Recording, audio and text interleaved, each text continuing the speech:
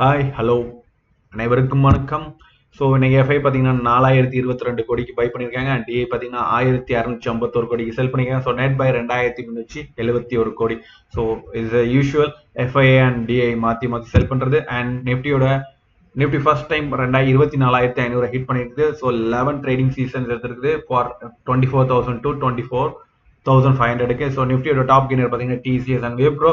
So இன்னைக்கு IT index பார்த்தீங்கன்னா ஒரு ரெக்கார்ட் பிரேக் பண்ணியிருக்குது after TCS outlook. So Nifty mid cap record பார்த்தீங்கன்னா KPI tech and Oil India. So நிஃப்டியோட FMCG also Tata consumer and மேரிக்கு வந்து லீட் கொடுத்துருக்காங்க. அண்ட் நிஃப்டி ரியாலிட்டி செக்டர் பார்த்தீங்கன்னா கீழே போயிருக்குது. Macrotech developers and Sobha ரெண்டு ஸ்டாக்ஸுமே நெகட்டிவ்ல முடிச்சிருக்குது. அதே மாதிரி நிஃப்டி ஆட்டோவும் தேர்ட் டேயா டிக்ளைன் ஆகுது. Apollo tyre and TVS motor lead losses. And பார்த்தீங்கன்னா நிஃப்டி பிஎஸ்யூ பேங்க் அதுவும் நெகட்டிவ்ல தான் போயிருக்கு. ஸோ பேங்க் ஆஃப் பரோடா நெகட்டிவ்ல க்ளோஸ் ஆயிருக்கு. ஸோ நிஃப்டி இன்னைக்கு மார்க்கெட் ரேலியில் பங்கெடுத்த முக்கிய செக்டர்ஸ் பார்த்தீங்கன்னா நிஃப்டி ஐடி 4.53% இன்க்ரீஸ் ஆகுது. And Nifty media 2%.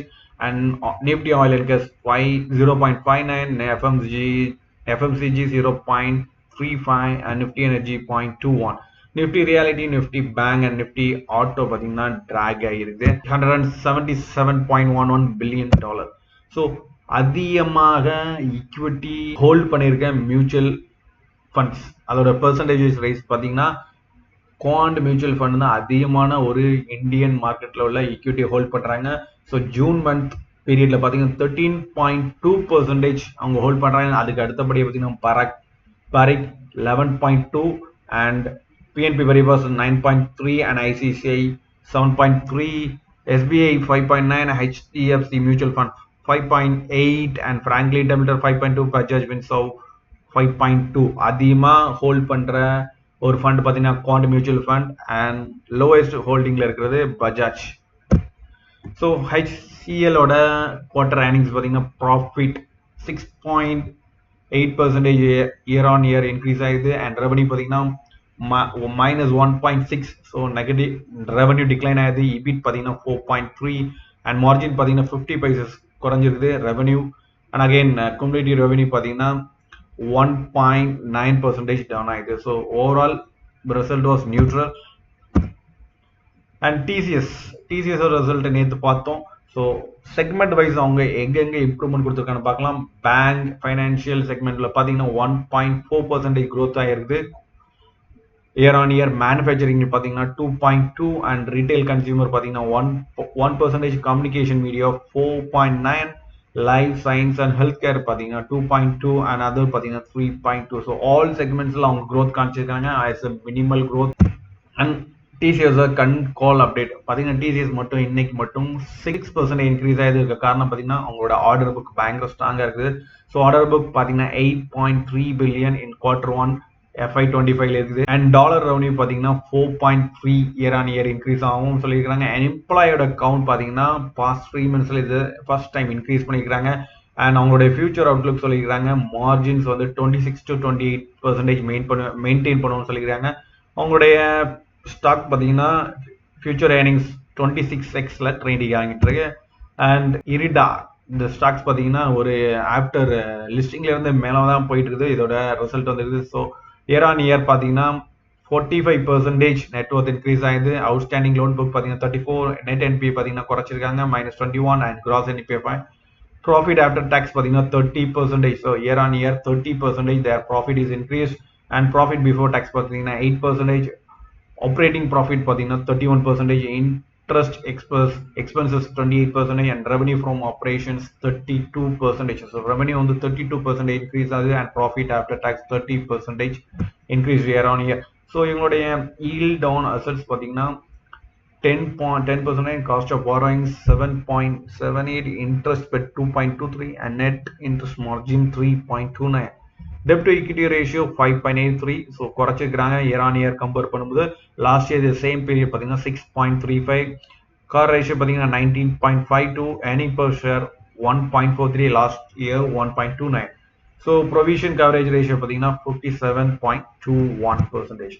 அண்ட் இவங்களுடைய outstanding loans in several sectors. So இவங்களுடைய மேஜர் பார்த்தீங்கன்னா அவுட்ஸ்டாண்டிங் லோன்ஸ் பார்த்தீங்கன்னா சோலார். ஸோ சோலாரில் தான் இவங்க அதிகமான லோன் கொடுத்துருக்காங்க, 27% கொடுத்துருக்காங்க. So last year same period பார்த்தீங்கன்னா 30%. ஸோ இந்த இயர் 27. அண்ட் வீண்ட் அதுக்கு அடுத்தபடியாக வீண்ட் 17%, hydro power 12%, manufacturing 6%, ethanol 6%. So இதில் லோவஸ்ட்டாக பார்த்தீங்கன்னா வேஸ்ட் டு எனர்ஜியில் பார்த்தீங்கன்னா 1% லோன் கொடுத்துருக்காங்க. அண்ட் இவியில் இவங்களோட கான்சன்ட்ரேஷன் கம்மியாக தான் இருக்குது, 2%.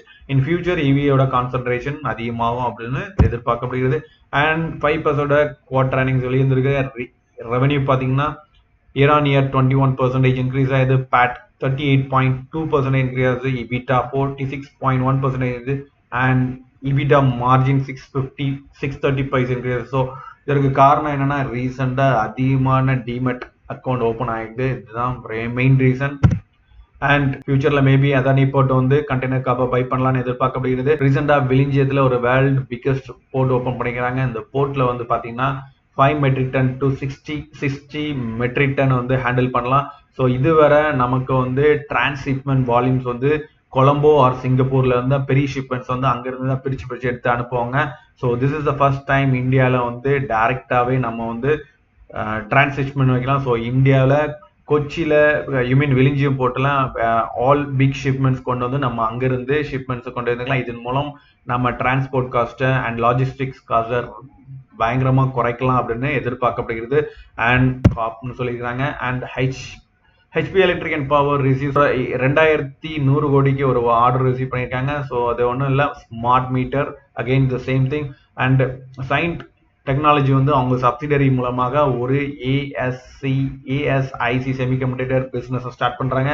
And Affle India mobile marketing platform அவங்க வந்து யூஎஸ்ல ஒரு யூஎஸ் டைட்டில் ஒரு பேட்டன்ட் ரிசீவ் பண்ணியிருக்காங்க. So method and system for enabling and interaction between user and the podcast.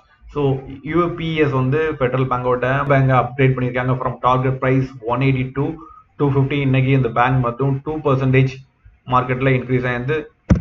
And next some US market earnings பார்க்கலாம். ஸோ ஜேபி மார்க்கெட்டோட அவங்களுடைய ரிசல்ட்டை வெளியிட்டிருக்காங்க.